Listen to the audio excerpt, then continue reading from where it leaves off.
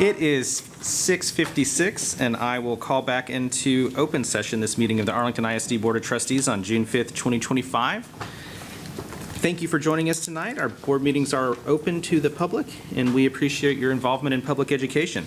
We'll go straight to our initial part of our agenda tonight. We'll start with the pledge. Tonight we have student Fred Threets, our 2025-2026 incoming Student Leadership Advisory Board President, here to lead us in the Pledge of Allegiance.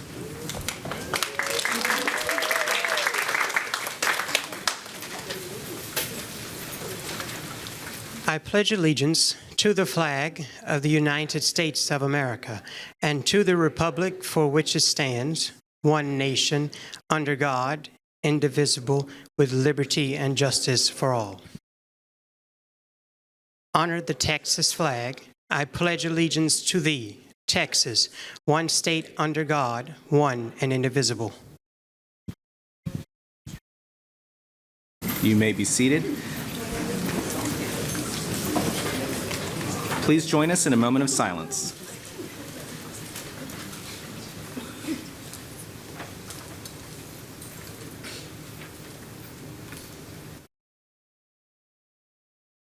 Thank you.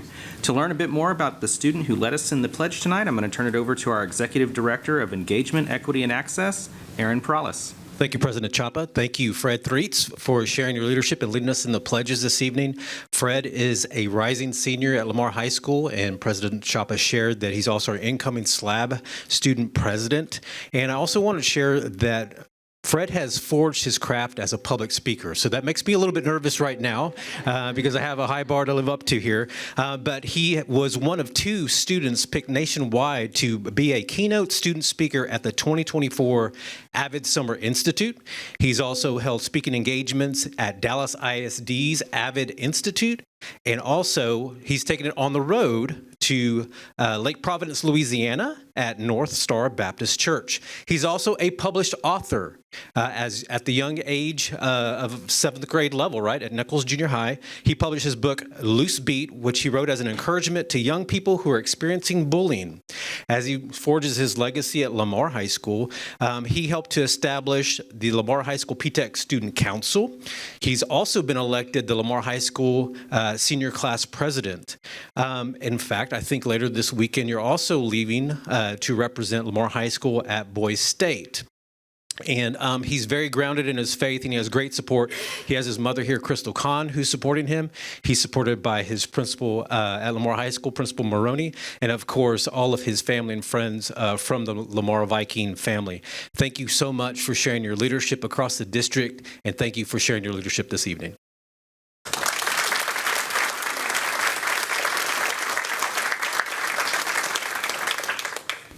Thank you for being here, Fred. We've actually, as a board, I feel like every year since you've been in high school, Fred, we've had a reason to encounter you in some way. Fred has been achieving at a very high level for a long time. He's been the president of multiple student groups. I believe, are you the class president as well at Lamar PTEC? So great example of our student leaders here in the district. We'll get a chance to meet Fred a little bit more later at our reception if you'd like, but we'll move on first to the second part of our agenda, recognitions, and after this portion of our agenda tonight, we'll take a short recess for a reception and celebration and pictures in the boardroom and lobby.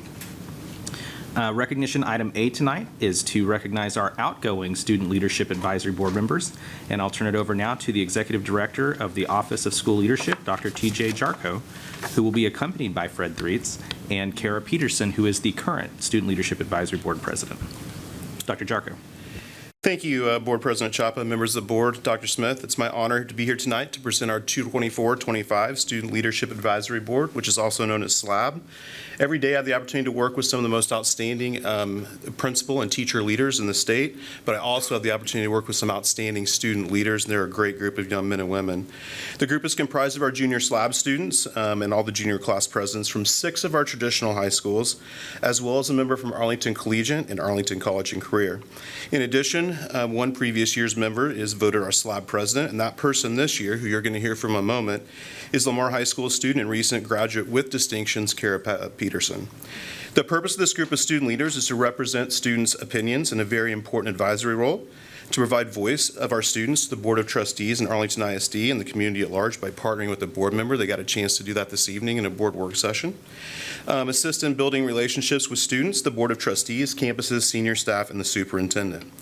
This year's group is best known for two words, and those two words are advocacy and expansion. They have been advocates this year of our district-wide Leader in Me work for students to build their leadership experiences at schools. Just today, they completed a 4-day Leader in Me Teen Institute Summit in which they learned how to apply the 4 disciplines of education, or execution, I'm sorry about that, the 7 habits of effective teens, and also picked up skills on how they're going to lead their leadership service project going into next year. This is a new input for our SLAB students in our district, and they did an outstanding job in their 4 days of training. Our next year SLAB student who will be introduced to the board in September, our next year SLAB students who will be introduced to the board in September joined them today in this training. So it's the first time we've kind of integrated both groups, and that's why the expansion piece is super important. Today they presented project proposals on how they're going to make a difference around making sure that there's peacefulness in our schools, and they have aspirations to make a very big impact going into the next school year. They've also represented the theme of advocacy by providing a student perspective on key educational bills in the legislative session, deciding to bring an additional 9th member into our SLAB from Venture High School. So next year Venture High School will be included, and a student from Venture's already been elected, which we're excited about. And they've attended multiple board meetings and work sessions. So that's just a few items they've engaged in this year. I tried to leave a few for Kara to talk about, of course. So at this time, I'd like to invite our SLAB president, Kara Peterson, to the dais to speak briefly about her experiences and to introduce and recognize our 24-25 SLAB students for their recognition.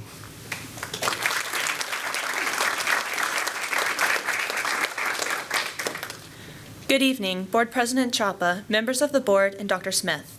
I was honored to be selected in my junior year to be a part of the Student Leadership Advisory Board, and I could not be more grateful for the opportunities SLAB has provided.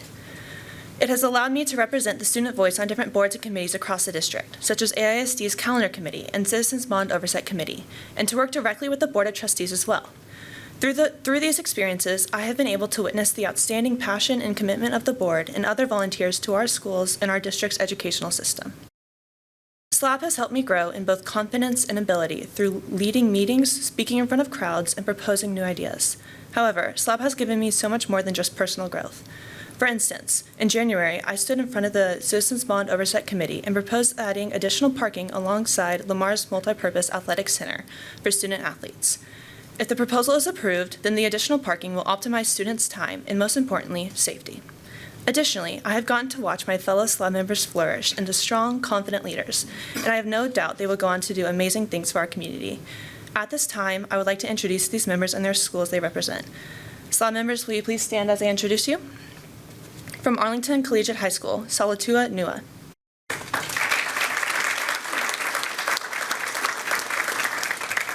From Arlington College and Career High School, Leo Rodriguez. He is tending to a sick family member and is watching from home. From Arlington High School, Camilla Howard.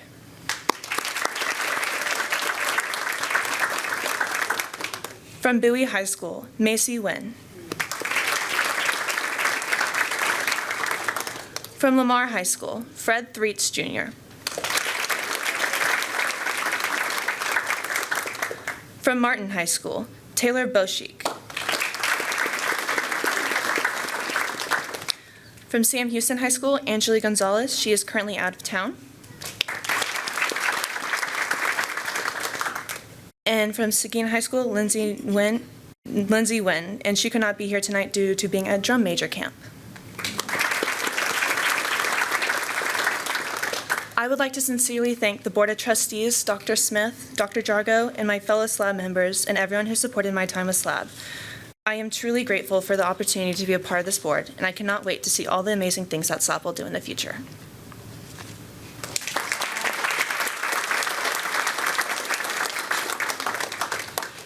So Kara thinks she's going to get away, but we're going to go ahead and recognize her in a second, too. So thank you, Kara, for being an outstanding student leader in Arlington ISD. As a token of our appreciation, if you'll come up, we'd like to present you with a Texas A&M swag bag, and know full well, I knew that was coming. I tried to give the swag bag away to a couple of Texas graduates today, and they said no. So, but we know full well you'll be a very successful young lady and a great Texas Aggie. So here we go.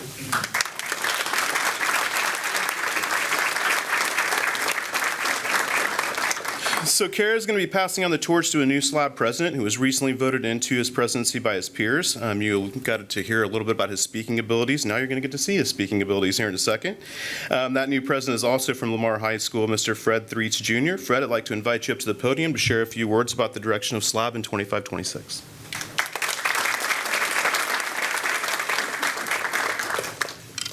Well, hello again. President Chapa, members of the board, Dr. Smith. After 3 days of Leader in Me training, witnessing the Viking class of 2025 bask in their glory at graduation, and surviving a week of TCC courses, I am honored to stand before you this evening as the incoming president of the Student Leadership Advisory Board, a great responsibility my colleagues have entrusted to me, succeeding my dear friend and fellow Viking, Kara Peterson. I'd like to take a moment to recognize two special guests who are with us tonight, Dr. West and Dr. Rees.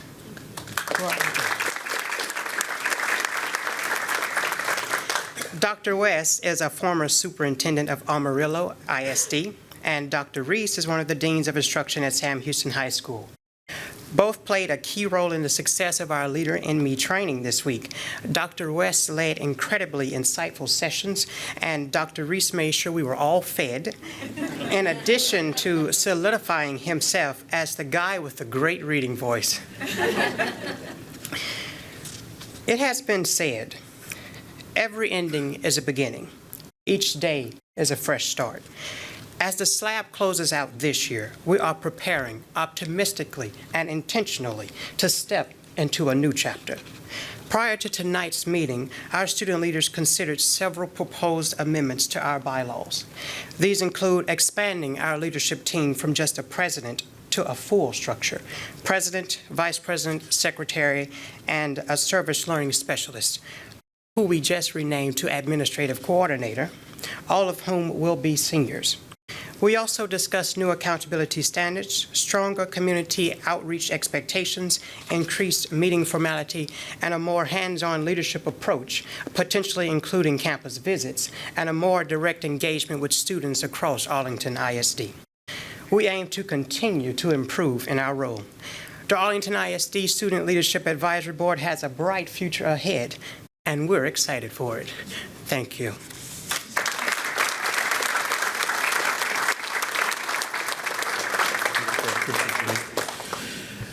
All right, to close this up, all the students will receive a board letter of appreciation and also a certificate after we finish up our recognitions today.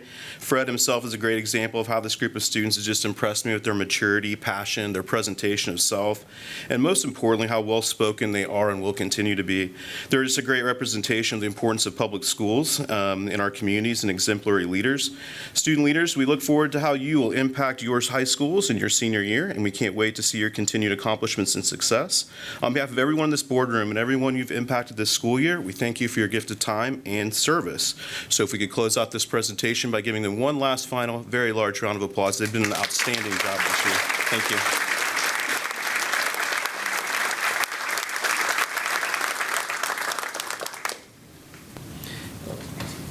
Thank you, Dr. Jarko, and our SLAB students. Look forward to all the work that you're going to do that Fred promised tonight. And look forward also, I know the board will want to get pictures with all of you here after our recognitions tonight. We'll move on to recognition item B tonight, our Community Partner Award of Appreciation for this month. And to introduce our Community Partner of the Month, I'll turn it back to Mr. Perales. Thank you, President Chapa. Mr. Threets, my goodness. I'm shaking in my boots here. I have to follow you now. All right. So in Arlington ISD, we continue to be blessed with a community that supports us each and every day. And this evening, we want to recognize an organization that has longstanding collaboration and providing support to Arlington ISD. At this time, I'd like to invite Ms. Shannon Porter, who's the Executive Director of the River Legacy Foundation, to the podium while I share some information about how they've supported Arlington ISD. So River Legacy Foundation was established in 1988 with a vision to preserve nature and educate the community. It was sparked by a 376-acre gift from the Rose Brown family, championed by Sylvia and Mayor Richard Green, and supported by dedicated citizens. This vision led to unique public-private partnerships between the River Legacy Foundation and the City of Arlington Parks and Recreation Department, which maintains and operates River Legacy Park.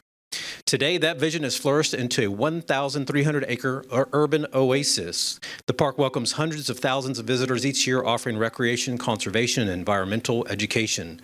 And I understand recently, River Legacy celebrated over 1 million learners impacted. That's an incredible number. Since the opening of the park's Living Science Center in 1996, Arlington ISD fourth grade students have taken part in the Young Scientists program, a field investigations trip that provides an authentic experience in nature. And I shared with Ms. Porter that in 1996, I was a fourth grade teacher and I got to take my students to the River Legacy Park. And so also in 2010, our student opportunities were expanded to include Arlington ISD second graders at our Title I campuses, participating in a forest detective program, providing access to hands-on education experiences and resources to generations of our students. The River Legacy Foundation continues to expand educational opportunities for our students. Since 2020, River Legacy Foundation with the U.S. Fish and Wildlife Service and Lamar High School, who's here this evening, and other schools support schoolyard habitat projects that create urban wildlife spaces and hands-on STEM learning. At Lamar High School, 300-plus teachers and students restored an outdoor classroom with the foundation's help, forming an environmental club and integrating outdoor education. Also, I think we learned a little bit earlier this spring that River Legacy Park and River Legacy Nature Center hosted the first annual wildlife contest in partnership with Arlington ISD Wildlife Team, and I see Tanner Smith, who led our students, is here in the audience. Thank you for being here.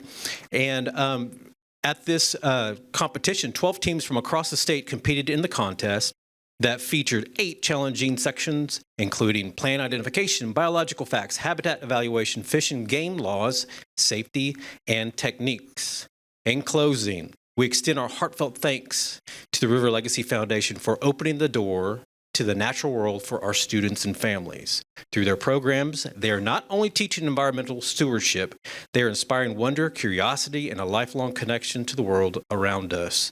Their work reminds us that nature is not just a classroom, but a powerful teacher. River Legacy Foundation is well deserving of our Arlington ISD Community Partner Award of Appreciation. Thank you for all of your dedication and support to our students and staff of Arlington ISD. Ms. Porter.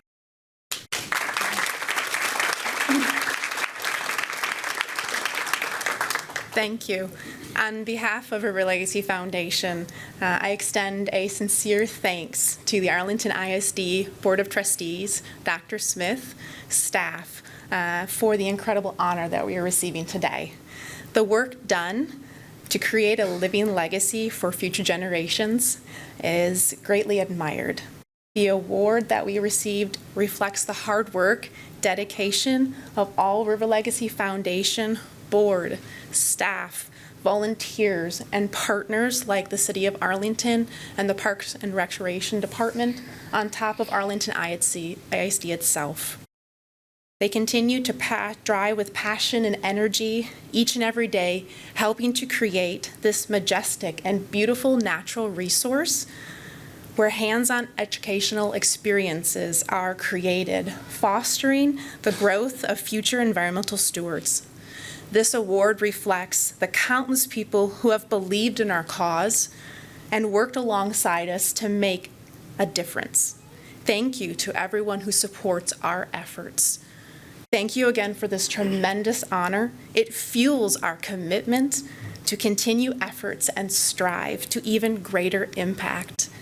River Legacy Foundation looks forward to continuing to serve the community alongside our partners. Thank you.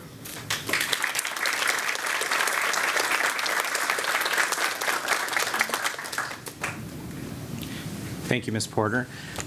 River Legacy does so much work. I mean, I've taken my kids there so many times. In fact, we were there last week. We Arlington ISD's executive team hosted something at the Science Center. One of the highlights of my youngest summer is always going to one of the camps at River Legacy. I was looking up here to see which one she'd be doing this year. I believe she's doing insect investigations this year. She looks forward to that. She's already talking about it.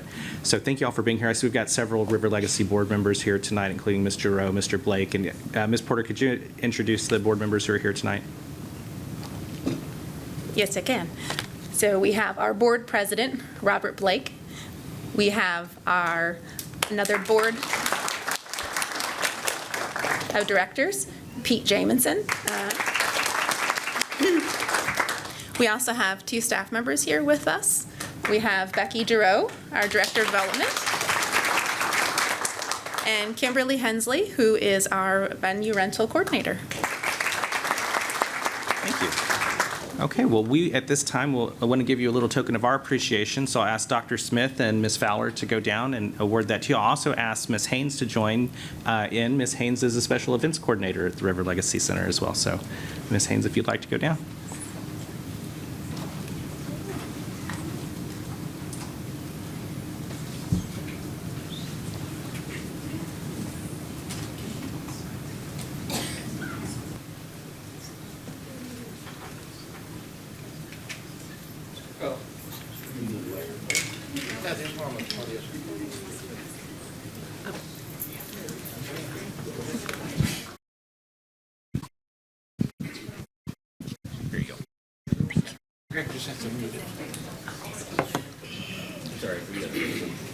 Friends, I feel like I can call you friends. I've known you all for a long time.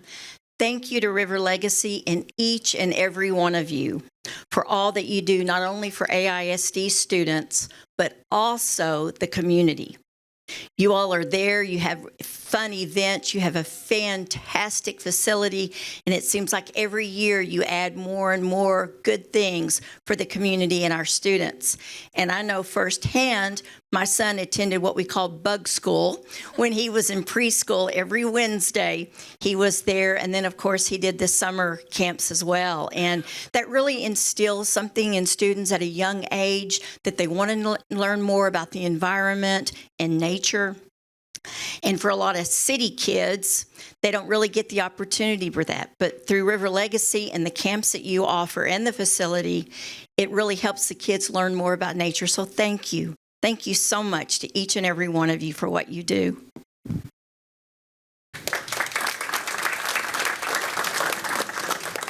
Ms. Fowler is handing you a very special pin.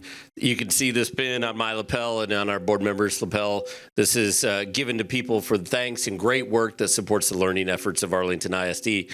Tonight, I get to present the plaque to you all as a thank you, but I did want to shout out Kimberly because, as Mr. Chapa said, I got to go. We hosted a meeting last week at River Legacy, and I won't lie, I was a little bit thrown off when Kimberly walks in with 3 gentlemen and we've got wild animals in our meeting. But we had a wonderful day. We used the meeting space at River Legacy, and we had a wonderful day learning and having some fun also with some of the animals. But the thing that we were most blown away with was the impact that this organization can have on our students.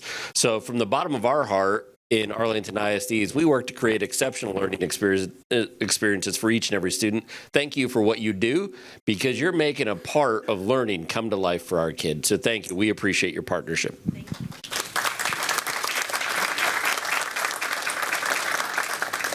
Are we ready to take a picture? I am. You want us downspin, or you want? We're good. Okay.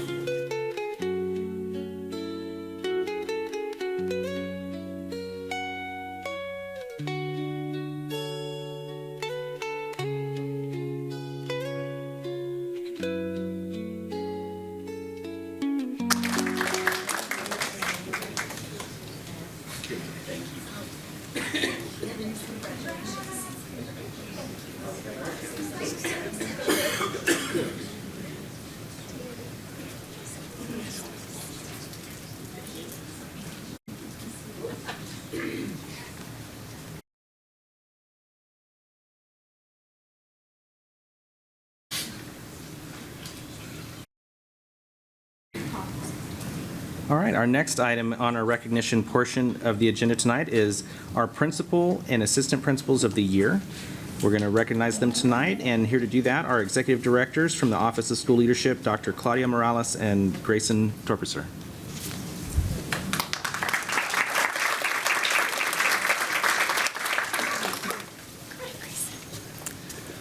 All right, Dr. Smith, Board President Chapa, trustees, thank you for having us this evening. Dr. Morales and I are really excited to come and celebrate some of the very best of the administrators we have in the schools and the district with you tonight, and we appreciate the invitation. I was just kind of reflecting a little bit on the process that we did in selecting these principals, and I would just tell you that the campus visits that we do are so powerful. We get to go to the campus, interview the principals, teachers, parents, kids, talk about the powerful work that they're doing on the campus. It's some of the most fun work that we do in the OSL. So we got to celebrate all principals in May. During that celebration, we got to announce the principals of the year. Cabinet came and celebrated with us a little bit. I'm sure that Dr. Hill has shown you his customs trophy that he won that day, if he hasn't, he probably has it prominently displayed in his office, and you can check it out.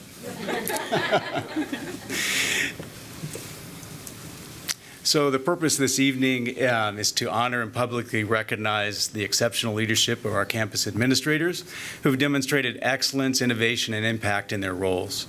This includes the principal and assistant principal of the year, as well as those awarded for leadership in action.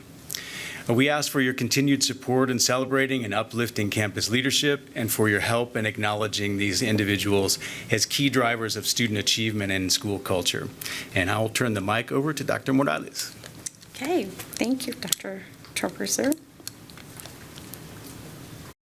President Chapa, members of the board, and Dr. Smith, it is my honor to introduce to you this year's, the 2024 and 2025 Elementary Principal of the Year finalist. This year we had 4 finalists, and one of our finalists was Dr. Mark Basham from Butler Elementary. Our second finalist was Miss Karen Hicks from Sherrod Elementary.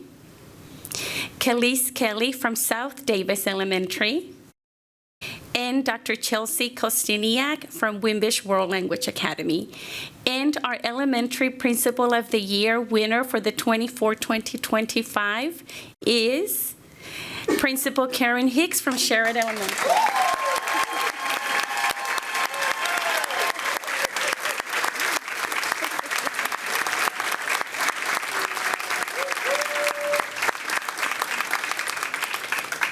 Thank you. And it is now my honor also to introduce to you our 2024-2025 Elementary Assistant Principal of the Year finalist.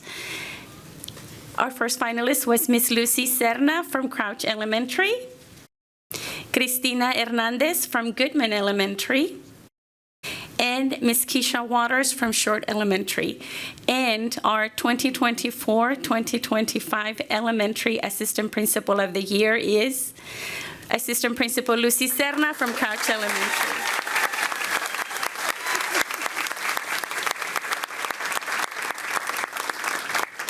And now I'm going to turn it over to Executive Director Torpiser. Okay. So I get to announce the Secondary Principal of the Year finalists and Secondary Principal of the Year winner. So we nominated and finalists were Catherine Claiborne from Nichols Junior High. I got to put my eyes on. Stacy Humbles from Arlington High School, Jeffrey Krieger from Arlington Collegiate High, and Leslie Maroney from Lamar High School. And our Principal of the Year for secondary was Leslie Maroney from Lamar High School.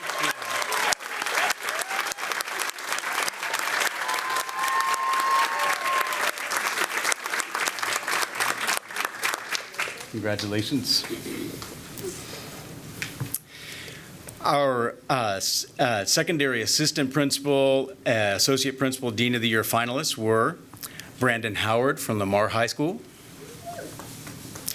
Janie Nelson from Shackelford Junior High, and Kathy Thomas from the Center for Visual and Performing Arts. And our winner for AP of the Year was Brandon Howard from Lamar High.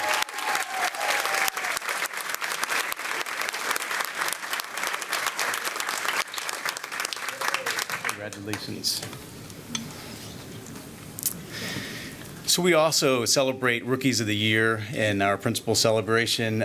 Being a rookie principal is tough.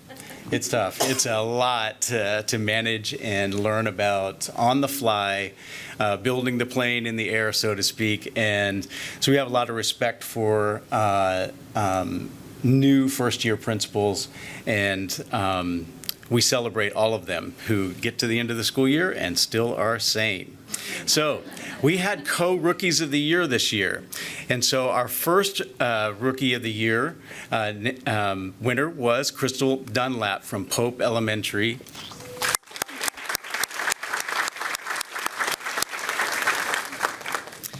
And our second was Amy Anderson from Dunn Elementary.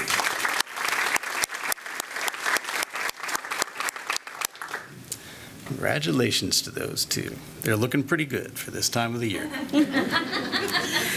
So next, we want to share with you our Leadership in Action Awards, and these awards go to our campus leaders who exhibit the tenets of the leadership definition in our district.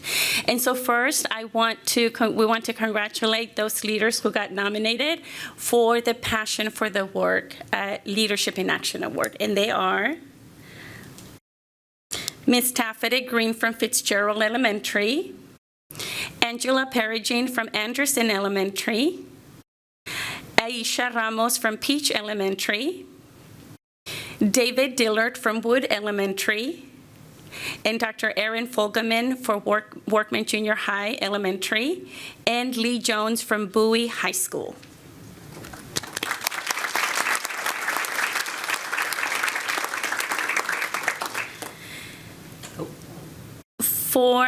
We also have leaders that were recognized for the dedication to the team.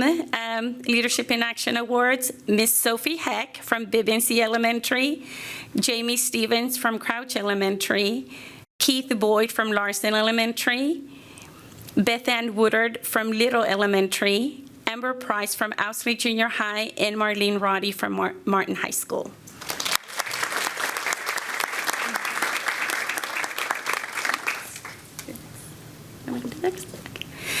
And next, we want to recognize those that were awarded the Leadership in Action Award for the commitment to personal growth. And they were Roxana Sierra from Starrett Elementary, Laureen Solis Kozlowski from Hale Elementary, Alicia Rodriguez from Thornton Elementary, Carlos Lopez from Swift Elementary, Jeannie Mulder from Turning Point, and Jeff Krieger from Arlington High School.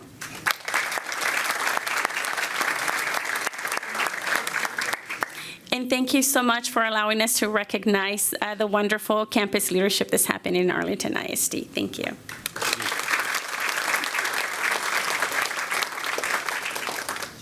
Congratulations to the award recipients. We'll move on to our last item tonight on recognitions, and that is we will recognize our state medalists in athletics, and I'll turn it over to our Chief Operations Officer, Dr. Michael Hill. The recognitions are flying off the podium tonight, and it is very deserving.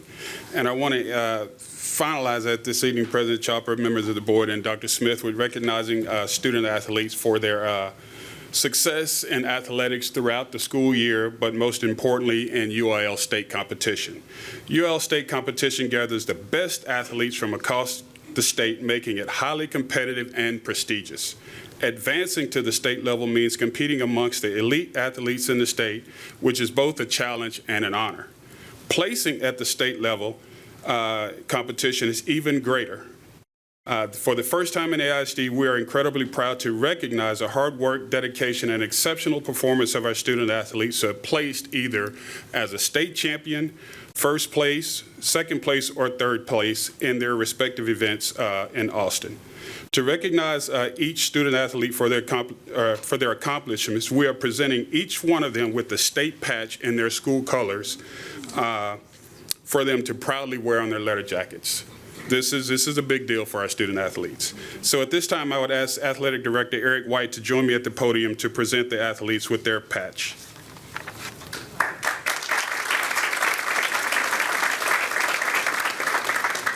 Student athletes, as I call your name, if you would please come forward and receive your patch, and then we'll turn it back over to you, Mr. Chapa, for the break. So they're in order. First, from Lamar High School, Anthony Simpson, second place in boys wrestling, and his coach, Robert Myers.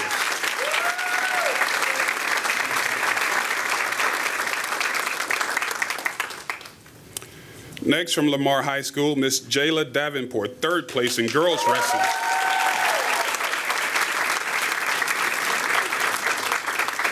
Her coach, Mr. Gordon Stevens. Congratulations. Now moving on to Martin High School.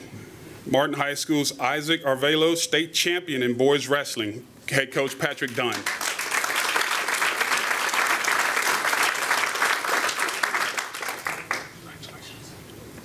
Martin High School, Nick Zamora, state champion, boys wrestling, Patrick Dunn, head coach.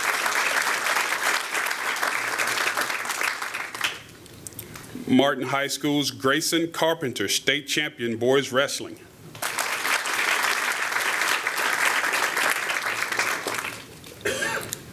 Martin High School's Robbie Rocha, second place in boys wrestling, Patrick Dunn, head coach. Martin High School's Grant Hester, third place in swimming and diving. Grant could not be here tonight because guess what? He's competing in swimming and diving in the state of Alabama. Here to accept his patch tonight is his brother, Adam Hester.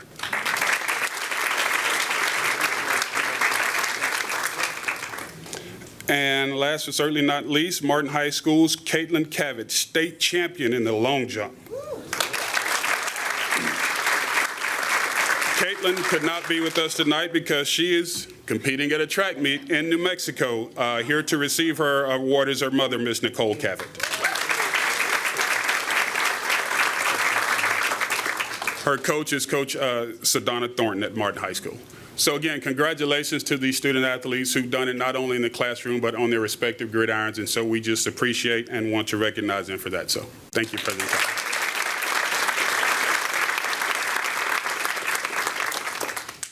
Thank you, Dr. Hill.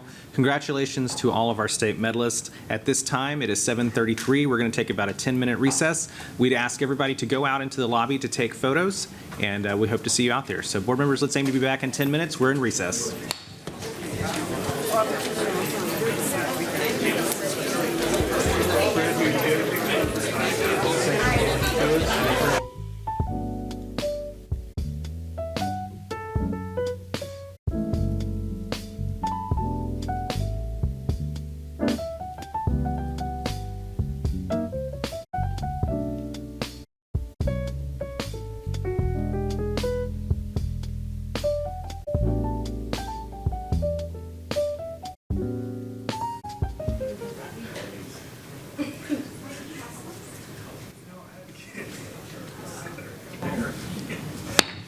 It is 7:49 and we're back from recess. We'll move on to the open forum portion of our agenda tonight. Ms. Crossno, do we have any speakers registered for open forum?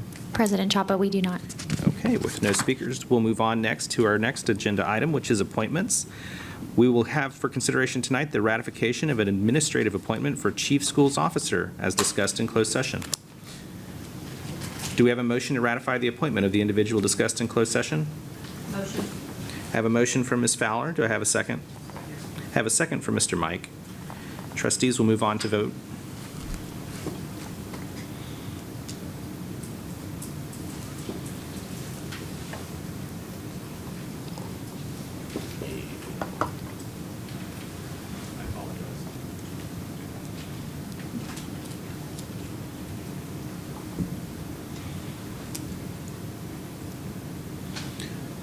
All trustees have voted. All 7 vote in the affirmative. The motion carries. I'll turn it over to Dr. Smith. Trustees, thank you very much. We are excited to announce Dr. Brett Champion as our new Chief Schools Officer. As you can see, Brett is unable to be here tonight because he's moving from another state. We're excited to have him. He is currently in Oregon this evening and is extremely excited about joining the team. Brett comes to us bringing over 34 years in public education experience, including 23 years in leadership. Most recently, he served as superintendent in Medford, Oregon, where he led strategic planning, improved instructional practices, and expanded access to early childhood education. Dr. Champion has also held superintendent roles in Klein ISD and Leander ISD, earning top state ratings for academic performance and financial efficiency. He began his career as a teacher and principal, and also, just like our board president, was in Teach for America. Arlington ISD's confidence in Dr. Champion's student-centered approach, leadership experience, and vision for innovation will strengthen the district's pursuit of excellence. We are excited to have him as a teammate on our team and can't wait for him to get started full-time. Over the next few days, Dr. Champion will be in town working with us next week. Then he'll be back in Oregon getting packed up again, and we'll see him full-time at the beginning of July in Arlington ISD. So trustees, we thank you for your support. And Brett, if you're watching, welcome. We're excited to have you.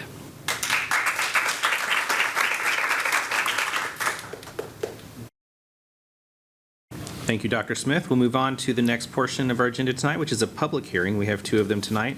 Our first one is a public hearing on our optional flexible school day program for the 2024-2025 school year. Dr. Smith.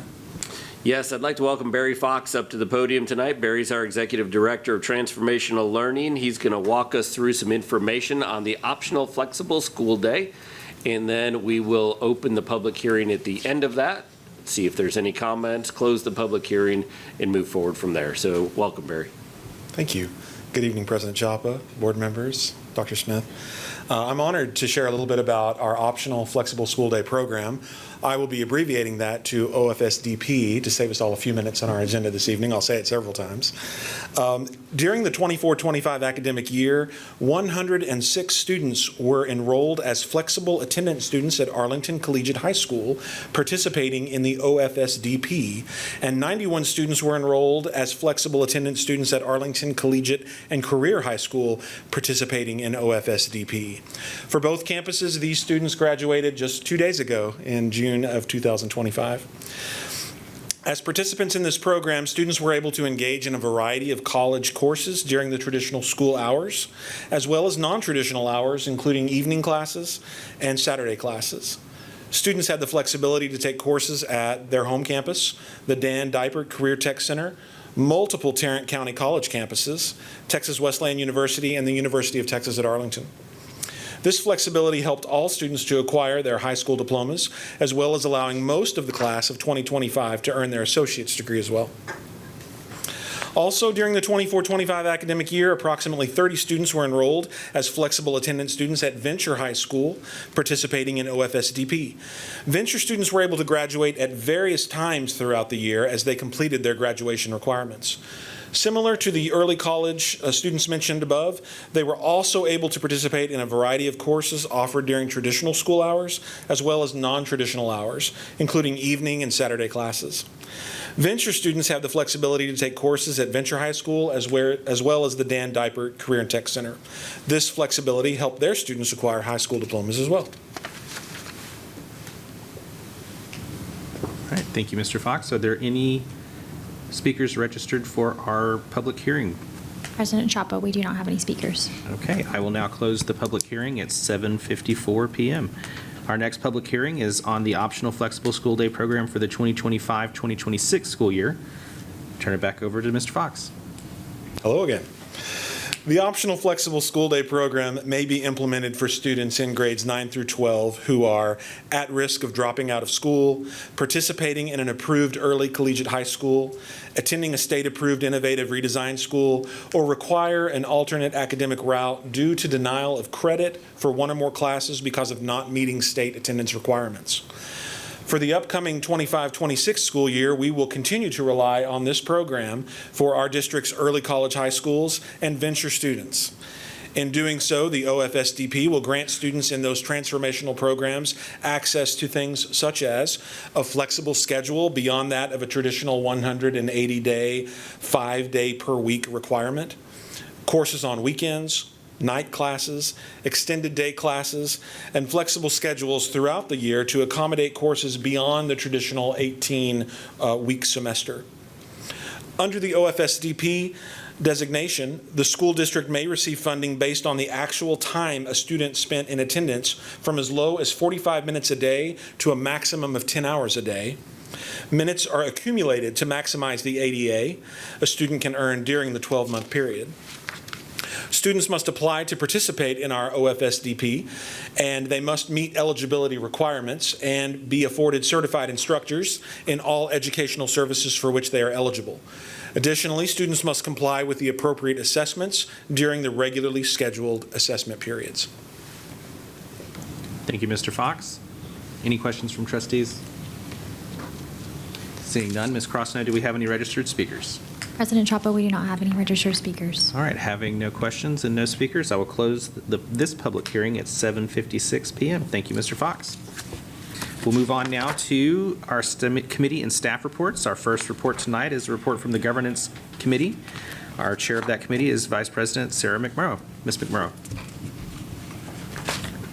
Thank you, President Chapa. Our Governance Committee had a meeting on June 2nd, and we met for a comprehensive policy review, mostly with updates from recommended updates from TASB, and we will be bringing several policy updates for the board's consideration to you on our June 17th meeting, including CE Local, which would put into policy the fund balance that we already maintain and strive to maintain.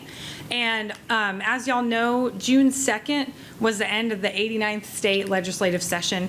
I just wanted to take a moment to thank our amazing governance committee, Trustee Fowler and Trustee Haynes, for your relentless advocacy efforts this past session. And I have to thank our whole entire board. I was just so blown away by each of you as individuals and all of us as a collective group. I wanted to highlight for our community the behind-the-scenes efforts that each of you have put forth over the 89th session. This past session, our board has partnered with the Arlington Council of PTAs and retired teachers, as well as other community groups, to strengthen and streamline our advocacy efforts. Collectively, we made 5 in-person visits to the state capitol for individual meetings with key legislators, and we testified on 3 separate bills. I want to thank our communications staff and our superintendent. We tried some new things this session to help educate our community, including creating our AISD's first legislative toolkit, which really helped inform our community around what is happening and trying to break it down in a language that everyone could understand and help us strengthen our advocacy efforts there. I want to thank each of you for the countless calls and emails that we've made. And through everything y'all did, the ups and downs through this session, you never stopped advocating with heart for our students and staff. And I just want to say thank you from the bottom of my heart. Even though the 89th session is over, our advocacy will continue. But I just wanted to take this opportunity to thank each of you. Thank you very much. Thank you, Ms. McMurrow. Our next report tonight is from the Finance and Academics Committee. Our chair there is Board Secretary Brooklyn Richardson. Ms. Richardson. Thank you. Our report is quite brief because right now, the last time that we met, we were still waiting to find out what was going to happen at the state office. And so at this time, we have been working with preliminary numbers, seeing what we are going to look at with our next school year. What are we going to end up at this school year? But really, we have been in limbo, just waiting to find out what is going to happen. I am grateful to Vice President McMurrow and Trustee Wilbanks for your continued support and help. We have gone through some struggles trying to figure out financially what is it going to look like. And working on a committee when there are so many unknowns, we are grateful to our Chief Academic Officer, for our CFO, Darla Moss, for everybody who has partnered with us to try to walk us through the path, and look forward to seeing what this next school year is going to be like now that we know our numbers. Thank you, Secretary Richardson. Item C tonight on committee and staff reports is a district priority update for 2025-2026, a marketing plan framework report. Dr. Smith. This is exciting. Look at that. I got to turn my microphone on. I was so excited. This is exciting. I get to welcome Ms. Taina Northington up to the podium tonight. Taina is our new Chief Communications Officer, and frankly, she is knocking it out of the park already. We're excited to have her present to you on some information from our marketing, from our audit that was done and our marketing plan moving forward, and she's jumped in full force to figure out where we are and where we need to go next. So Taina, thank you for being here tonight. Thank you for having me. President Chapa, members of the board, Dr. Smith, it's my honor to really join this district that is already doing incredible things.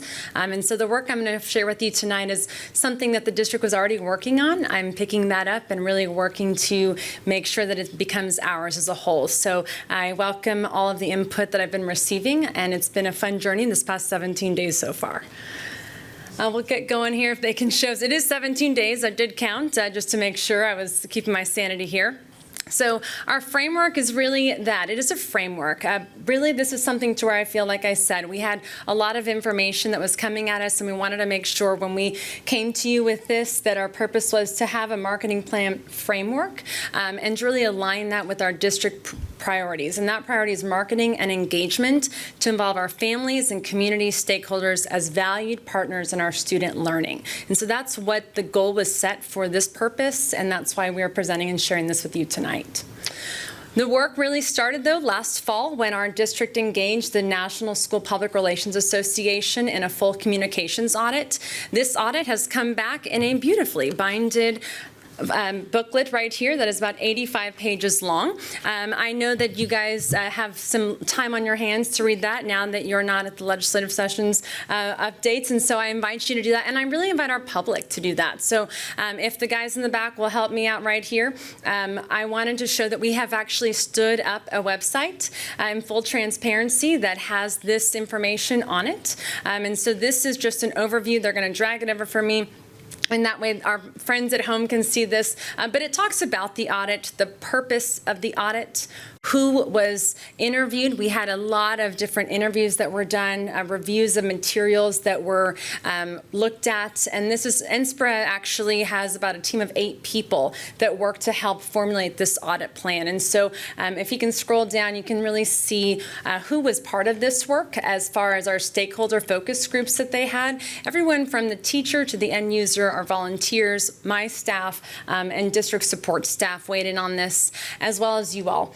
Our key strengths, the findings. So we've got our scope that's lined up, our scope survey. And really, this is the executive summary that you all are seeing on this webpage here. But we've gone one step further and provided this in Spanish so that our families can actually already access the executive summary.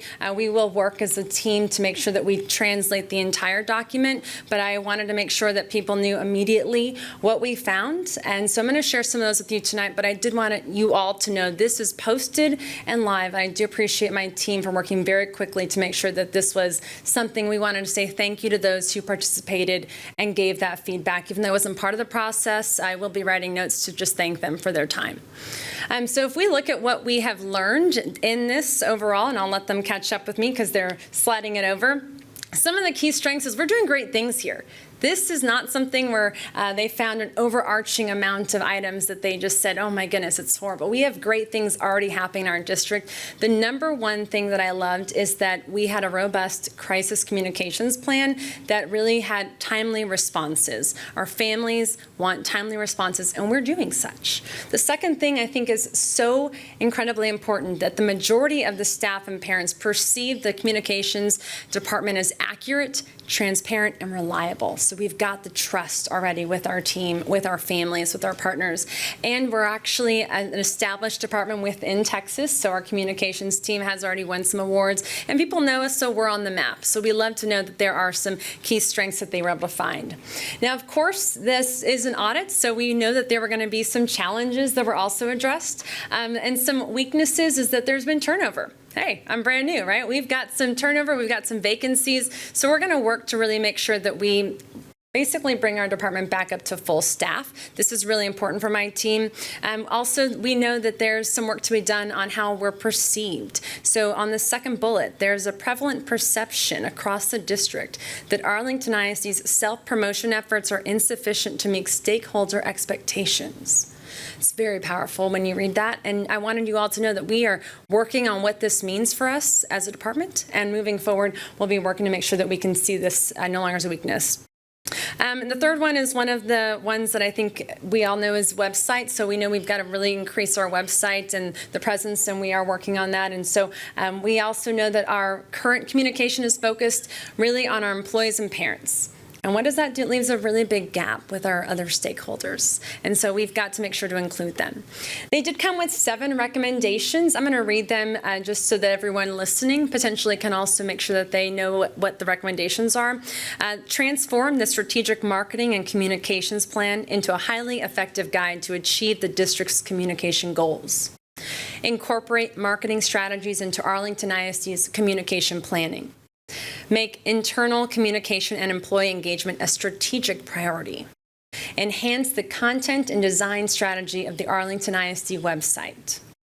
Realign the communications and marketing department to support the district's strategic goals. Improve consistency and effectiveness in parent communication across the district. And finally, enhance outreach efforts and partnerships with the broader non-parent community. That work is already in progress. We are already working on these things little by little. I'll say that our first thing is we're going to tell our own story. We're going to tell our story with our own kids, and we have taken stock images and we've put them in a folder. And we aren't using those. And we are working hard. Thank you. Those claps are for my team members, because it is a hard work to go find treasure trove of photos that we have releases on, all the things. So I appreciate that applause. It's a lot of work that I've really tasked them to do. And we're now working on how we do that on the website. In this audit, they quickly identified that we have work to do. And that was the first thing. Greg back there quickly took a lot of the things, and I mean, overnight was like, all right, I've got this. Okay, we can do this. And so we fixed broken links. We rearranged information, doing some A/B testing to really see what are parents looking at, what does the community want to click on. We're transitioning some of the placements of items, and you'll see that work continue as we, especially this summer, catch our breath and be able to dive deep into websites. We're transitioning the blog into district news, because guess what? It's about news.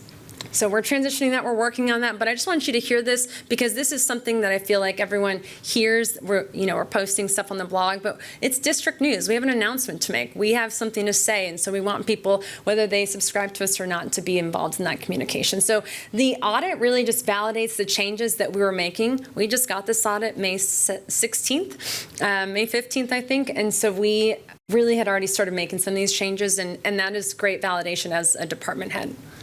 So what does this framework look like? We've really taken this, and this is a roadmap. This audit really helped us plan. This is a gift to me, really, because not many people can come into a seat and have someone have already started this work and said, here's the findings and here's where to look. And so I do appreciate the work that you guys did to prioritize that overall. It's not every day you get to say, okay, where do we start? Normally that takes like 6 to 8 months of just looking at things overall.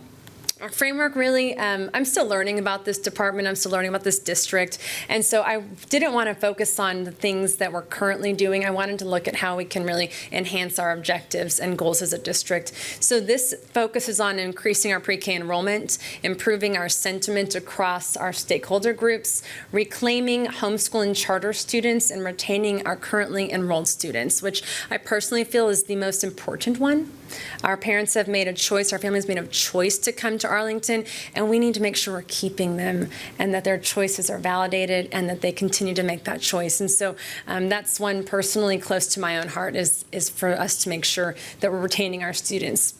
So how we do that is really through all kinds of different ways, but I think strategically it includes a variety of the items you're seeing right here. So this is the how we do the work. This can be micro-targeting, it's in outreach for our pre-K and kindergarten families, emphasizing our social, emotional, and safety. And really with the recent rolling of having Mr. Amperales and his team join communications and marketing, I think this is going to be very easy to attain, but making sure that we're all talking and speaking the same language. That when Aaron's team is out representing our community, they are, they have a backpack full of things and information and toolkits that they can go and say what the district's doing, how we're doing it, it's branded right, it's in different languages, it's got the sentiment that we want them to feel. So I think having his team encompassed in the communications department overall will be a slam dunk. There are, of course, some pain points. So if we don't say it out loud, then we can't really address it. And that's why I think we have some alignment changes. Our priorities in our department don't right now currently support the goals of the board. And so I recognize that. I think my team also recognizes that. I'm honored that we are being able to fold in our work with the strategic plan right now. Our goals should really represent how we achieve the strategic priorities that you all set forth. And so that is something that I think will happen over time. As you all make your moves, we'll make sure that we have our own goals. We work on customer service. How is that experience? What is that like for families? What is it like to onboard as an employee? Taken several notes, several. And Scott has been receptive to all the things I've said. Oh, by the way. But this is a process, right? This is what marketing is about. It's about touch points and all the different ways we are touching people. Having a simplified message of, I came into this district and I'll be honest, specialized learning didn't scream incredible fine arts programs. Specialized learning. So are we speaking the same language that our parents are speaking at home? And how we simplify some of that language to, it could equal something in the school world, but on the outside, what does it really need to equal? How are parents knowing that we have specialized learning campuses? And what does that mean to us? Really making sure that our perceptions of what's happening in our classrooms is accurate is the next one. And honestly, I just think some people are not aware of the incredible things, the campuses, the people I've been able to meet, the employee stories I've heard just in the past few days. And so the awareness factor is a huge one for us. And lastly, I think we are being outbeat right now. We've got like 2-to-1 on us as far as when it comes to charter and homeschool, and so we're being outpaced. And that's a really big concern of mine. I know that we've got a lot of work ahead of us. Boots on the ground is just a start, but it really is how to identify what that tactic looks like. So our framework really does look at that. Now, this is obviously work that can't be done overnight. So looking at how we roadmap this is the key elements. Just a quick timeline for you all to put in your brain. This will likely be refined and massage a little bit more narrowly so you guys have an idea of what this looks like, but I wanted you to see something so you look for what we have coming in the queue. How we're going to report this to you is really provide some regular updates on what this looks like, and this is something that I believe in full transparency. Looking at how we're going to say, here's enrollment issues, here's what we're able to reach. I do want to say OTT is over the top, so I apologize for not having that spelled out, and I recognize that, so it's over the top marketing. This is something for Netflix, all the different streaming sites, so that's a way to use OTT marketing and be able to be the preview ad that comes up before someone's favorite show or after someone's show or in between when they're trying to play back, things like that. Increasing our enrollment from last year to this year and our sentiment trends. We want to work on making sure we have a positive sentiment, not just as a district, but as individual campuses. We'll be able to do that now with social media monitoring that we've already procured, and we're starting to work with Meltwater. And so now I really bring this to you for discussion. I've brought my pen, so I've got the ability to take notes. Thankfully, they are recording this as well. And really just want to hear from you all about your thoughts so far. Trustees, comments or questions? Mr. Mike.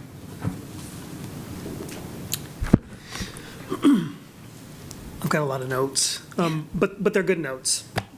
I want to jump on something that you said earlier on. We're going to tell our own story. I love every single bit of that. I think for the longest time, I've been saying that no one knows Arlington better than Arlington ISD. And whether something happens good or bad, we should be the first ones to share that story. And it's evident, right?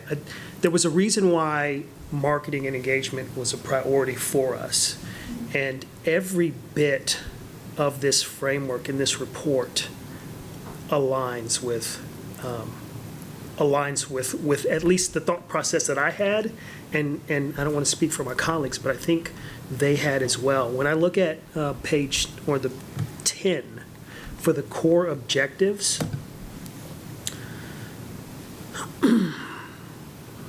I mean, already, these are hitting points that, I'm not a marketing person, right? But just as a citizen, when you're looking out, you're seeing trends that are going on in the community.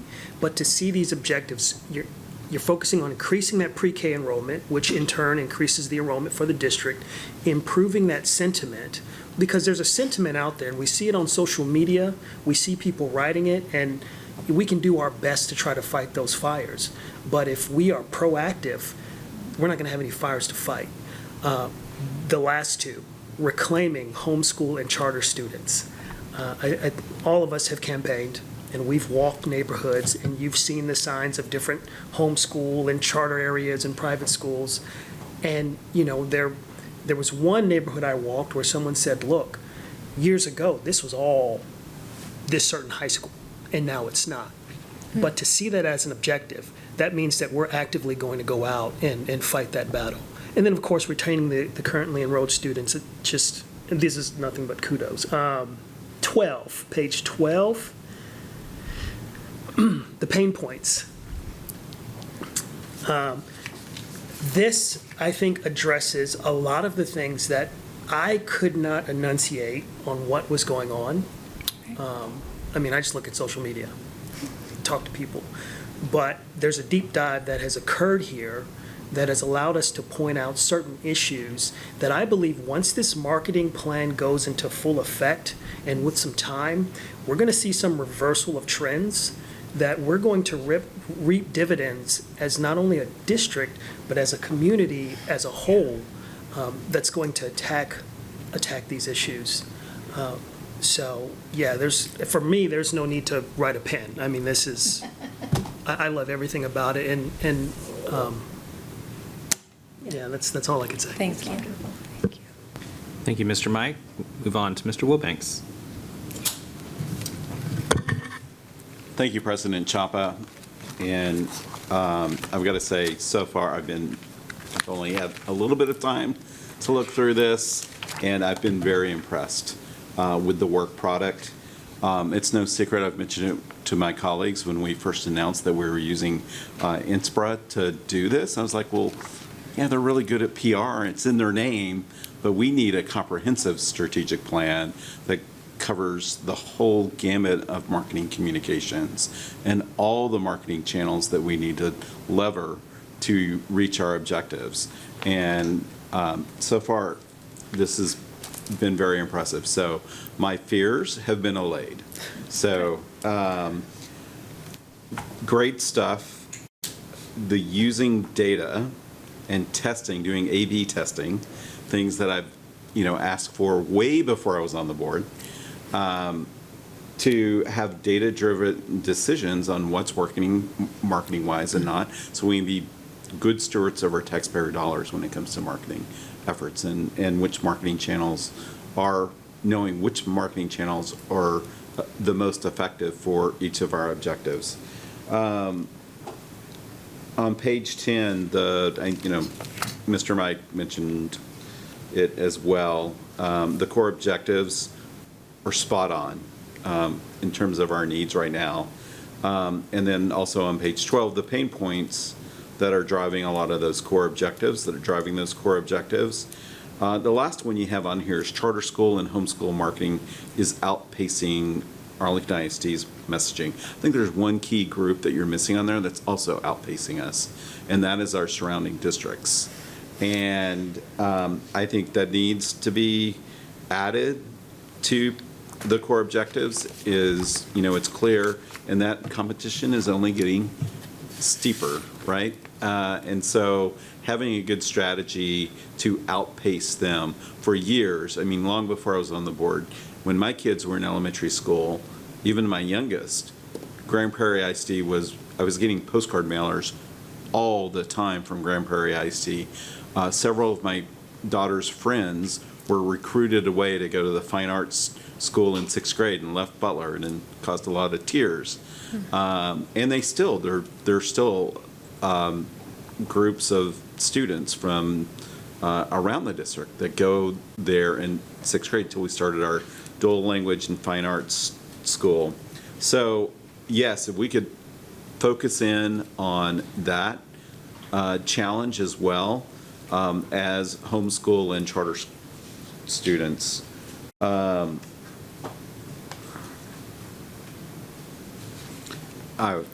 It's great to finally see a campaign calendar. I know it's nascent and Yes. you're still working on it, but just knowing that we're heading in that direction just speaks to the level of professionalism that we have at here within the district now when it comes to comprehensive marketing strategy. OTT, and that's the only thing I was wondered what the ROI. I know it's probably pretty effective when we start those micro targeting strategies. And how does would that compare to local avail on, cable, not before everyone started cutting the cord. That's the only thing that I've got a question mark. Are we going to see a ROI on that?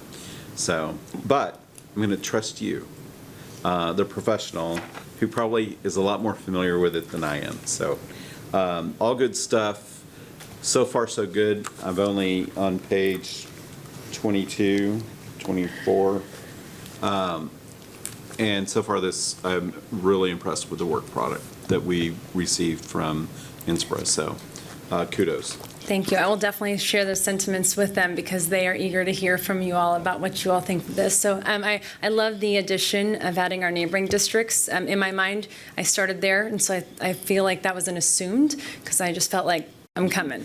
And then I didn't put that in paper, but I will absolutely add that. And finally, I would say that the idea overall is for us to have a plan and have an action. And I really do appreciate you reading it. It's got some very interesting things in here, and so please enjoy and continue to read.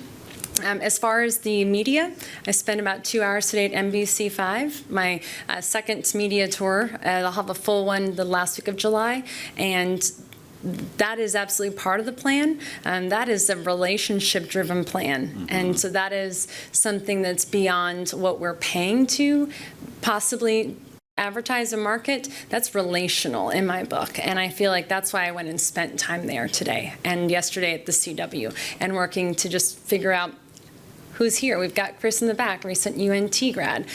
So he's now here at the Fort Worth Report. Those are relational parts. Those will come. And so thank you for your sentiments. Thank you, Mr. Wilbanks. Ms. McMurrow. Thank you, President Chapa. Thank you, Ms. Northington. Yes to telling our story. And that's something that as I reread the key findings, it's evident in almost all of it. If we just do that, right, that will really help us achieve our core objectives amongst all the other strategies that you guys have planned.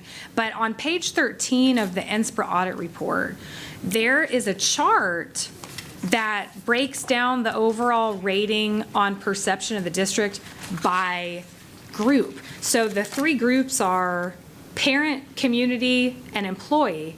And those that rate the perception of AISD above average to excellent, we have more than half of our own employees and more than half of our own parents saying excellent, right? But then if you look at the perception being below average or poor, the only group above 10% is sadly community. And so I really think that that's big evidence that if we just tell the story of what's really happening in our public schools here in AISD, we will absolutely target and achieve those objectives. And I'm not even surprised that our parents and our employees rated us this way. It's very exciting, but we just need to find that way to tell our story.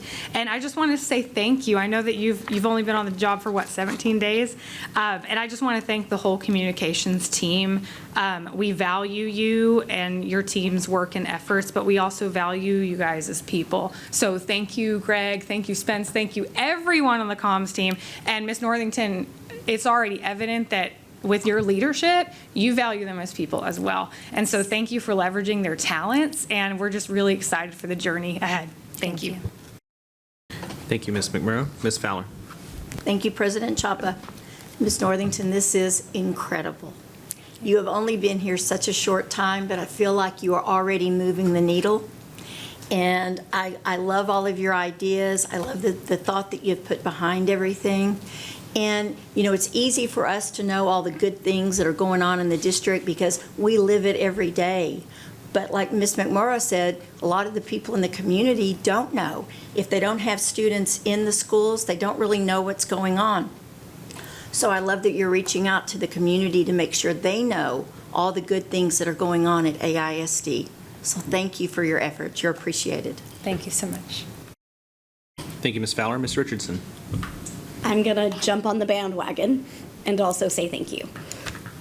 The thing that I want to thank you all for, and this is for all of our communications and marketing department, was we have just spent 48 hours together watching our seniors graduate. And the effort and everything that we saw you all do behind the scenes was phenomenal.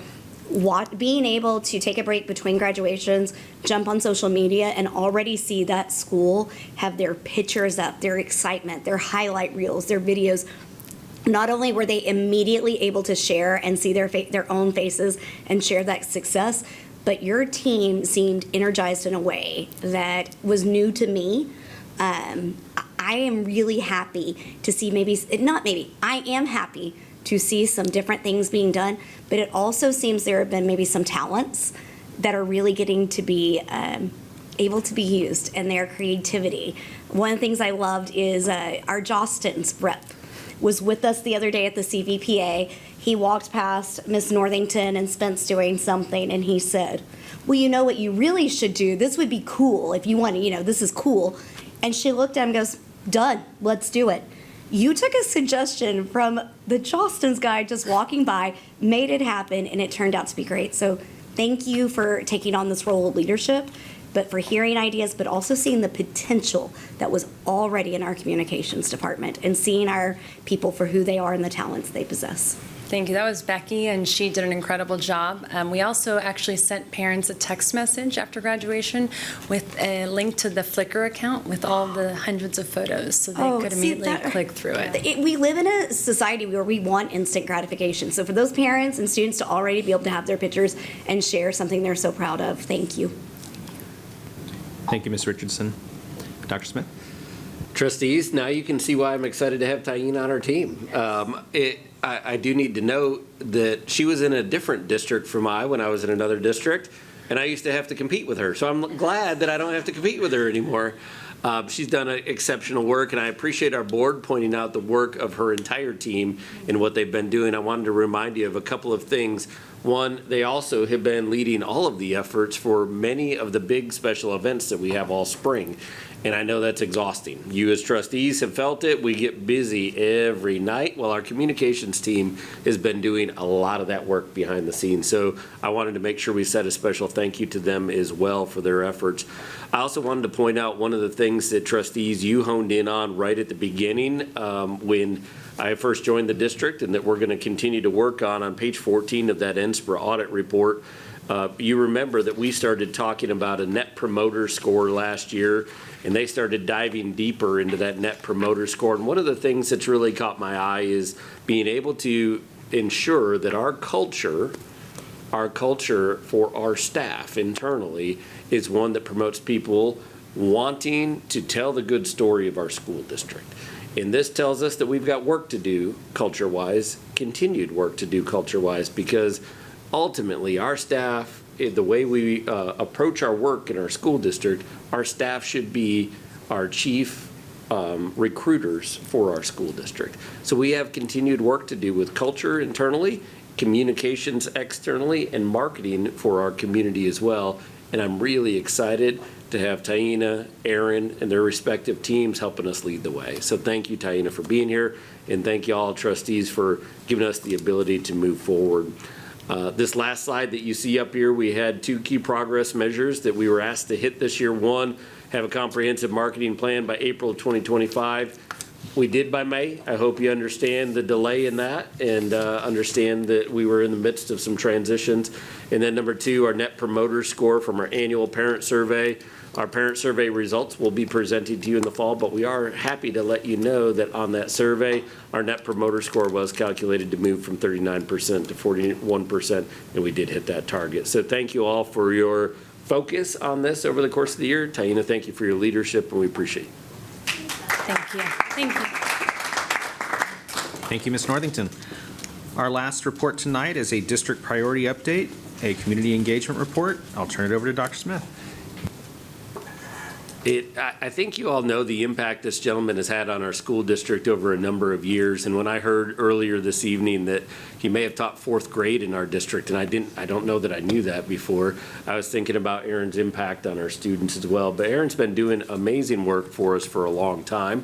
And we're glad to have him here tonight to present to you all on the work that his department, the Family and Community Engagement Group, has been doing for a long time, and he's going to walk you through a few things tonight. All right, thank you very much. President Chapa, members of the board, Superintendent Smith, Dr. Smith, thank you so much. You know, there's a quote in a song that says, "Put me in, coach, I'm ready to play." And so just a little bit of history. In 2014, our Parent and Community Engagement Department was formulated by the then Arlington ISD School Board, and it was a department of one, me, myself, and I. And over the last decade, I've had an opportunity to grow and build a team that is passionate and has a heart for family engagement and bringing in and creating seats at the table for our community to be part of our academic success. And so I appreciate the opportunity to share with you for the first time on family engagement. And so we do have a district priority update on community engagement. And just to kind of hone in on the purpose of the presentation, I'd like to provide an update for our family engagement supports that are within Arlington ISD, show some alignment to that board priority that we've been discussing this evening, and then show some infrastructures that we have put in place to leverage family engagement to move the needle to academic success for our students. And so there is that board priority that we've been looking at today, and I just want to be very clear that when we talk about involvement of families and community, the work is massive. And today, in the short period of time that I have, I want to focus on family engagement and the internal structures that we have in place to support that. So let's begin with the what? The work. And so the work of the Family Engagement and Community Engagement Department is to serve the learning community, okay? And we want to foster relationships by engaging our parents and our community, educating them along the way, and thus empowering them to support community success. And I will say that this is not just the work of the Family and Community Engagement Department, but it's the work of all of our AISD internal and external stakeholders. What drives our work, the behaviors that we exhibit, and the decision-making that we make is driven on 4 core beliefs around family engagement. We believe that all families have dreams for their children and want the best for them. We choose to believe that. We believe that all families have the capacity to support their children's learning. We believe, and I got to tell you, when the board priorities came out this year and I identified intentionally families as valued partners, that landed right with that 3rd core belief of ours, that families and school program staff should be equal partners. And then that 4th core belief is that we as a school district, as staff, as administrators, as the knowers of what the work is, it's our job to open that door, extend that hand, or that olive branch and say, come, be a part of us and join the family. So there's the what. There's the why that drives the work. But what is this family engagement? You know, prior to 2014, we used the word family involvement, not just in Arlington ISD, but across the nation. And then there was a movement to extend involvement into this concept of engagement. But as a district, we still tried to figure out, what does that truly mean? And our department tried to figure out truly what that means. And so back in 2022, we said, you know what, we need to bring some stakeholders together and define what family engagement is in Arlington ISD. And so we leveraged a parent committee, a Title I parent advisory committee, and we gave them the charge. And we said, we need some help. They helped us define what family engagement means to them. We brought in an internal task force for family engagement of district staff representatives, and we said, this is what the parents are saying. And we had this discussion back and forth, and we landed there in April of 2022 on a definition of family engagement. So we've got the why, we've got the what, right? So now we know exactly what it is we're trying to achieve. And so we move forward. So now how do we take this message to our campuses? Our campuses work so hard and they build such rich relationships with our families year in and year out. But we want to give them a tool, a framework to help identify with intention the work that they're doing directly with parents. And so we created 4 strands of engagement, leveraging the work of Dr. Karen Mapp and also Dr. Stephen Constantino. We developed these 4 support framework strands. The number one is we want to create a welcoming environment for our families, for our community, for our staff.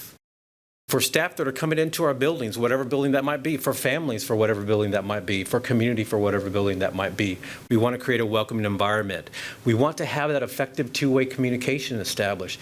Our parents want to communicate. They want to hear, they want to listen, but they also want to create a dialogue so that they can be the best support, again, for that core belief for their students. We want to provide opportunities for school support for home learning. Some of our parents, they're really supportive of our students, but they just need a little bit of help. Let's bring them in and build their capacity so that they can help their students at home. And then degree of engagement of every family. That's really where that engagement piece comes in, because what flips the needle between involvement and engagement is the ability to be part of the decision-making process. And so we shared these 4 pieces of the framework with our campus administrators over the last 2 years, and they've been able to start the implementation process and identify strategies on their campuses that hit these 4 marks, if you will. I want to come back to this continuum of involvement and engagement. I talked about in history, we used the word involvement a lot, and then we started to transition to this word engagement, but what does that mean? And quite simply, when we talk about involvement, we're talking about building foundations. We're talking about opening the door and allowing access in. It's where trust and the development of the relationship starts, okay? And you start to build that sense of community. But again, as we move forward in that continuum to engagement, now we start to expand that relationship, saying, here's a seat at the table. We have a decision to make, and we need your input. And can you help us along the way? And so that is a distinction between involvement and engagement. And if you see by that graphic, it slides back and forth. I may be involved in this area of my student's life, but I'm more engaged in this area. And I really need to move to that engagement section over here. And maybe my students got it going, so I'm going to back off a little bit and go back into involvement. And so there's that. One of the things that we really wanted to do is work with our staff to help them to understand that family engagement is a lever that moves the needle towards academic success. And so we said, how can we build this knowledge and capacity of our campuses? Let's give them a tool that they can utilize with common language. We all are familiar with our tiered models of intervention supports with our students under academics. We have our multi-tiered system of supports that our campuses leverage. We also have our PBIS supports tiered model. So we developed a tiered model and applied it to family engagement, something that was common language for our campuses to utilize. And so I'll just go over it very quickly. If you look at that bottom, we have Tier 1 involvement. That's universal. That's all of our students. What does that look like? Those are our sneak peeks. Those are our Meet the Teacher nights, our open houses, even a parent conference, or even coming to field day or to awards assembly. But as we start to move up the tier, we start to have students that exhibit, hey, I need a little bit of help. And we start to develop those cohorts of students that might need the same type of help. So we move that into engagement and we start to develop targeted opportunities for families. Example, I might have a cohort of 4th grade students that are struggling with writing. And so I'm going to create an opportunity to bring those students in, but I'm going to bring their families in too and talk about here's what we're trying to do and here's how you can help, and we're all working together. And then as we move up to that 3rd tier, that's really where we find our kiddos that are having some struggles, whether that be with academic failure, with behavior and attendance. And that's really where all of us as a learning community come around with these wraparound services and just really, really work to support our student and their families. That's where we're bringing in all of our district departments to come in and help out. That's where we're bringing in community, come in and just wrap around that student. This graphic here if I'd be so bold, I'd love to be able to come back and talk about other aspects of family and community engagement. But I want to give a little peek behind the curtain, because for the last 10 years, we've been externalizing opportunities for parents too. We've started out as a department really externally faced, working with parents, building capacity of parents. Over the last 5 years, we've really looked inward as well. How can we help staff with family engagement? What this graphic does is it puts it all together for us. And so if you look at the bottom there, we have our core beliefs that I reviewed. We have that framework that talks about welcoming environments and two-way communication and being a part of the decision-making process. As we move up, we have 4 pillars. And so for our department, we make decisions on helping understand what our families are needing to be a part of the process and to build their capacity. And so what this means and what I'm sharing is that these trainings, the workshops, the events that you guys support us with, they actually go into four different buckets. We want to make sure that we're giving our parents opportunities to get information and learning opportunities on home to school learning, how to do school. Parenting, how to be the best parent that I can be. Health and wellness, not only developing healthy strategies at home, but connecting them to resources in the community that are going to promote health and well-being. And then the fourth one is one that the original committee that helped us develop these strands 10 years ago, and I think the strength of these 4 strands and the longevity of them is because that committee was a committee of family members, community members, staff members. Personal professional development of the parent. When we first launched this part, it was very unique. They're saying, what are you guys doing? And going back to those core beliefs, we believe that if we can help the parent be the strongest foundation for their student, that's going to naturally propel that student towards academic success. So these are the things where you start to see our department and our departments engaging in opportunities such as the lights have turned off. What do I do? How do I prepare for a job interview? Is there a job fair available for me to go and learn more about opportunities? And so I think that's a little unique for our school district as well. I also want to bring in all of the other supports that are available for our families and for the work that we do. At the campus level, district-wide, we just finished our first year of having a stipend position called the Family Academic Support Representative. And what their work is really looking at tying in those parent academic opportunities to that Tier 2 and Tier 3 family engagement work. We have our Title I family engagement liaisons that have been a part of the fabric of our school district, where they're serving as a bridge between home and school. We also have a Family Engagement Advisory Council. Earlier in the presentation, I mentioned that we leveraged a Title I parent committee, advisory committee, to help develop our definition. 2 years ago, we decided, you know what? We need representation across the board. So we took the Title I name off of that committee, and we gave all campuses an opportunity to send representation to this discussion. And then, of course, we have our AISD departments that have their own family engagement metrics, but we all work together to help our students get across to where they need to be. And just a little glimpse to the future, I mentioned the Family Engagement Advisory Council. We've been working on a family engagement plan for the school district. When we first started the district-wide, this was 2 years ago, we spent last year building capacity of the team, and this year we got to work. We've had a chance to meet with them 4 times face-to-face and 2 virtually, and they've landed on a draft that helps to share the expectations behind the relationship. It's divided by those 4 framework categories that I talked about, and essentially what it does is it says, administrator, for creating welcoming environments, this is what that means. Parent, this is what that means. Community, that's what this means. Teacher, that's what this means. Student, that's what this means. And again, it's a tool to help us all work together. This is our team.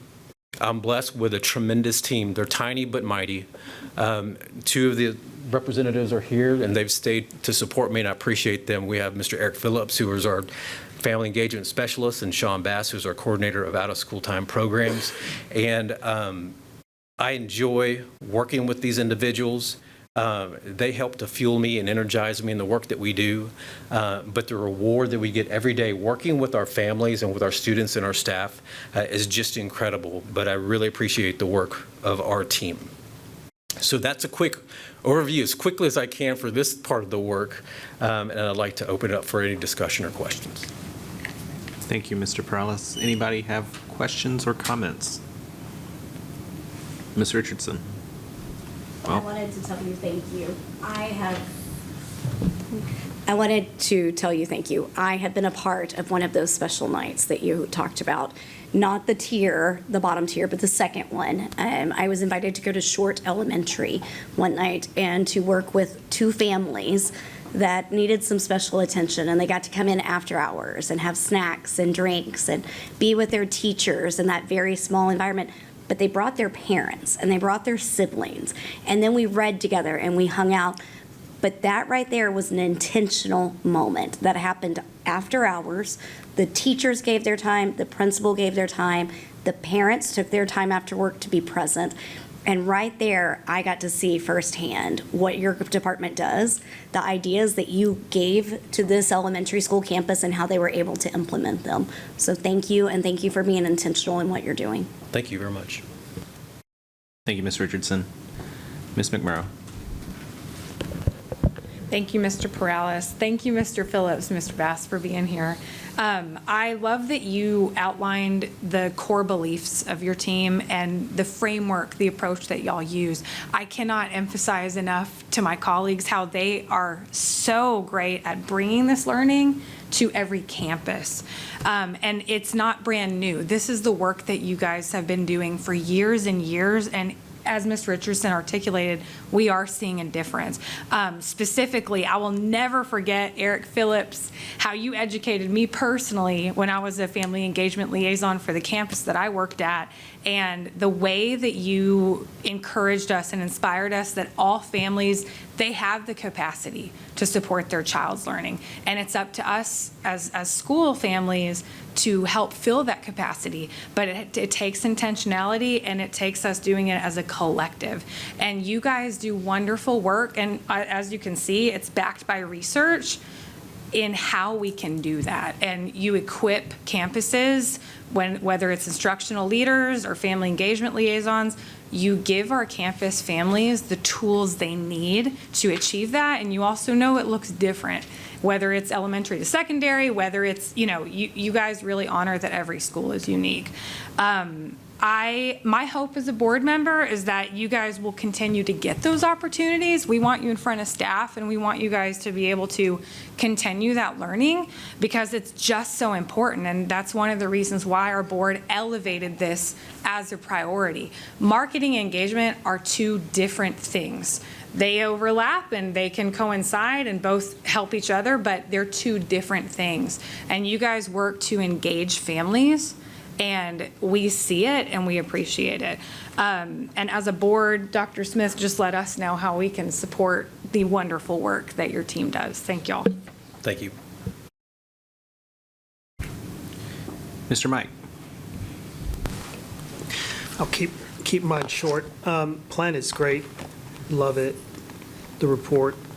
But to see this in action, it's awe-inspiring.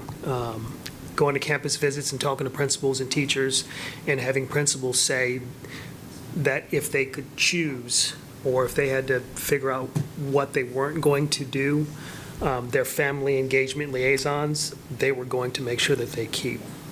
Because the importance of having that parental involvement, there were times where we visited and we would see 12, 13 volunteer parents there, just doing everything in the school.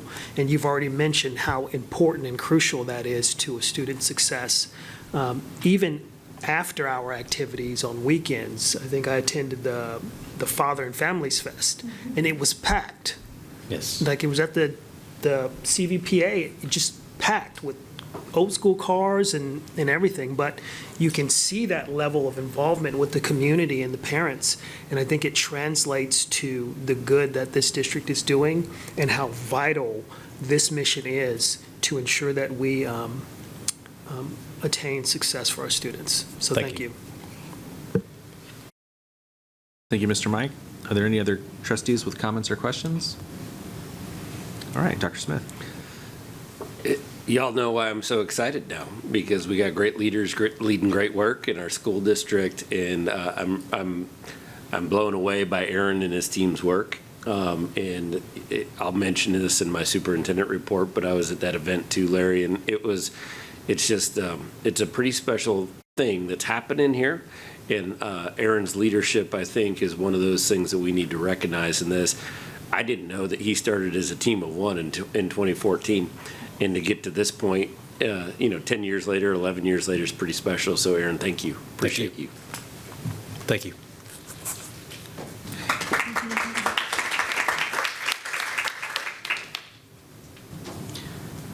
Thank you, Mr. Perales.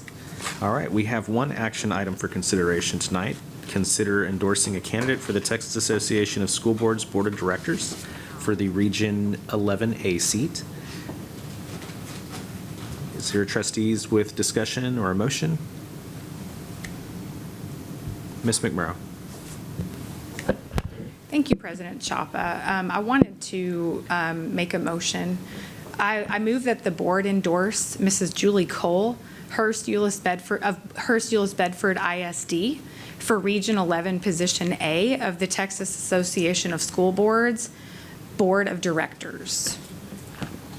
All right, we have a motion from Ms. McMurrow. Is there a second? I'll give that tie to Ms. Richardson. Ms. Richardson, would you like to speak? Nope. Just 1 second. Okay.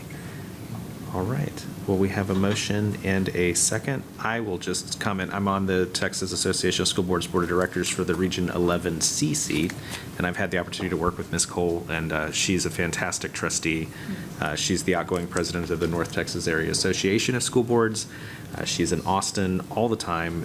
She has a very deep knowledge of Texas public education and has been a great asset to the TASB board, and I would like to see her continue to stay there for not only it's great to work with great people on good boards, but also I think she does great by the districts in Texas that TASB represents, which is all but one, all 1,023 districts in the state. So I strongly support this motion. Trustees will move. I don't see any requesters, so we'll move on to vote.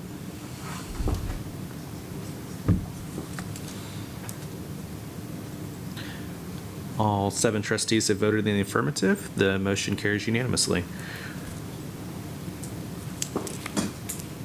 Okay, we'll now move on to the consent agenda portion of our evening. I understand that consent agenda item F is going to be withheld from this consideration tonight pending some additional work on that. And so we will be considering consent agenda items A through E and G through I. Is there anyone who would like to withdraw any other consent agenda items this evening? Seeing none, we'll move on to we'll move on to consider consent. Do I have a motion to approve the consent agenda? So moved. I have a motion from Mr. Wilbanks. Do I have a second? I'll second. I have a second from Ms. Fowler. Trustees will move on to vote.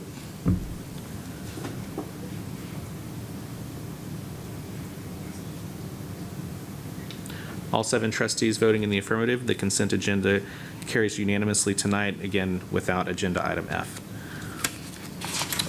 That brings us to our open forum for non-agenda items tonight. Ms. Krosna, do we have any speakers registered for non-agenda forum? President Chapa, we do not. All right, there are no speakers, so we'll move on to our superintendent's comments and report. Dr. Smith. Trustees, thank you. It's been a wonderful workshop and a great meeting tonight, highlighting a lot of great things. I was especially moved by the recognitions at the beginning of the meeting tonight. We have so many great things to celebrate in the school district, so thank you for your priority on recognizing those things and making sure that that's a part of our board meetings. I think it speaks volumes when we have a packed house to be able to celebrate good work that's happening in our school district on a regular basis, to be honest. So thank you all for recognizing that. Tonight, I don't know if my clicker is working, so I'll go ahead and just kind of read through things, and hopefully they can help me along the way. Trustees, as you know, May was a very busy month, and I want to share a few highlights with you from the end of the school year this evening. Last board meeting, I told you about that all 6 of our traditional high schools fielded girls flag football teams. This spring, just a few days after that meeting, the Martin High School team won the first Dallas Cowboys Girls Flag Football League Championship. The Warriors defeated DeSoto High School at the Ford Center in Frisco in a high-scoring battle, 39-27. Congratulations, Warriors and Coach Dunn. Sticking with Martin, I wanted to tell you about one of their teachers, Josh Ogg. Ran into his wife in the grocery store the other day. You know him from Trustee Talks because he goes to every meeting. His students know him as a fun, innovative teacher, and now we all know him as the 2025 Fort Worth Area Air and Space Teacher of the Year. This award comes with $500 that Josh plans to use for the Martin Aeronautical Rocketry Society, which he sponsors. The money will help students compete in the American Rocketry Challenge. Congratulations, Josh. It's always exciting when Captain, the Texas Rangers mascot, shows up in an elementary school. It's even more exciting when he shows up with a big $5,000 check.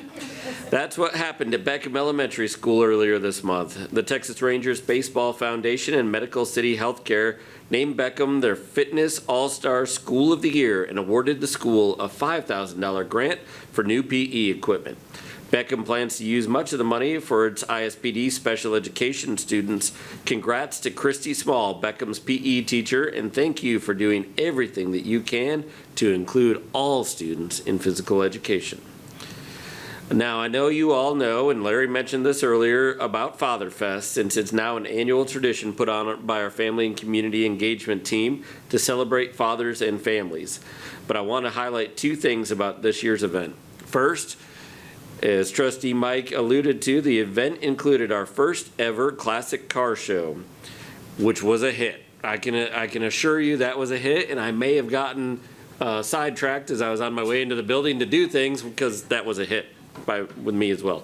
And second, they had the biggest crowd ever with over 1,000 people in attendance. Great job, Aaron, and thank you to your team.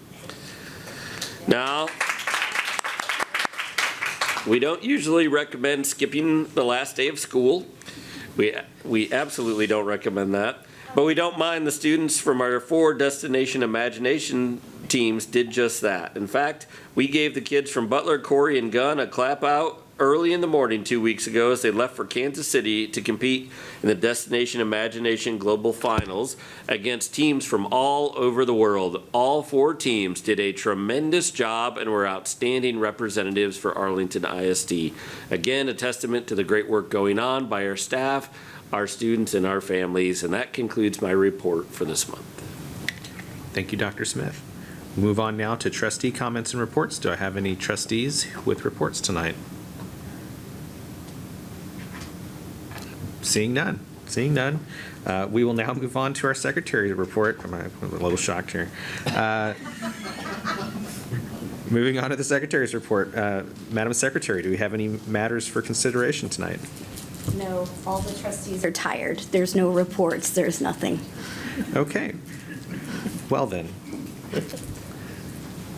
All items on tonight's agenda have been addressed. There's no further matters to discuss in closed session, and there were emphatically no comments or reports there at the end. There being no further business this evening, I will call this meeting adjourned at 8:57.